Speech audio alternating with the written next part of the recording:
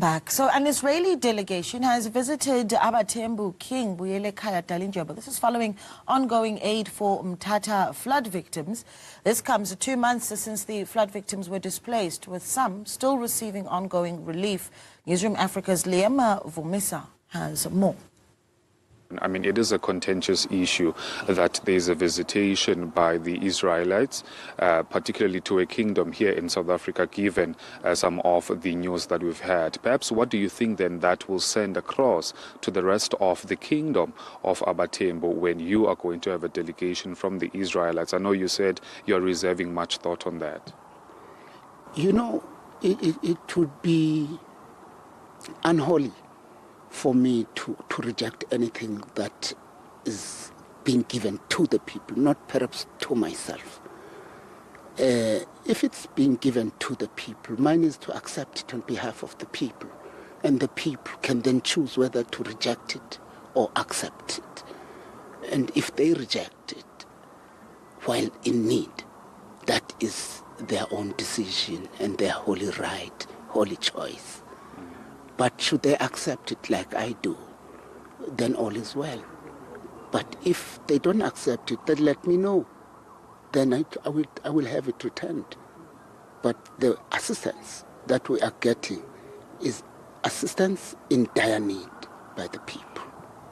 Certainly. I mean, you seem to be facilitating a lot of the disaster relief, which is, of course, welcomed by the constituency that you serve as the king of AbaThembu, but generally by Abantu Balapha Mthatha. Perhaps for how long are we going to continue seeing continuous disaster relief, which does not seem, to be leading up to the permanent housing solutions that most of those flood victims see? Is it still a good thing or good gesture then to be receiving assistance?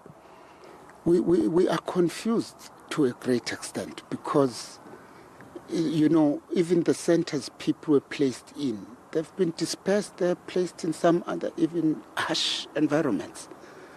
And if our government can delay funds coming from overseas to get to the people, but this relief that they have approved, it's not from overseas, it's from our own state, our own government. You would never understand why it takes so long for them to start building for the people, because it's more important for the people to start their normal lives, to be restored back to a normal lifestyle, not what they are living under right now. So we get confused even feeding the people. One moment they were in another center, the next moment they are no longer there. And I believe there is a lot of mischief in displacing them the way the African National Congress is doing, simply because they must claim to have helped. They must claim to have the money having reached the people. And yet that's not the case. And it's worrying. So we would welcome anyone who could actually assist along those lines where the accommodation can be erected. We can't wait for monies that we know will be squandered.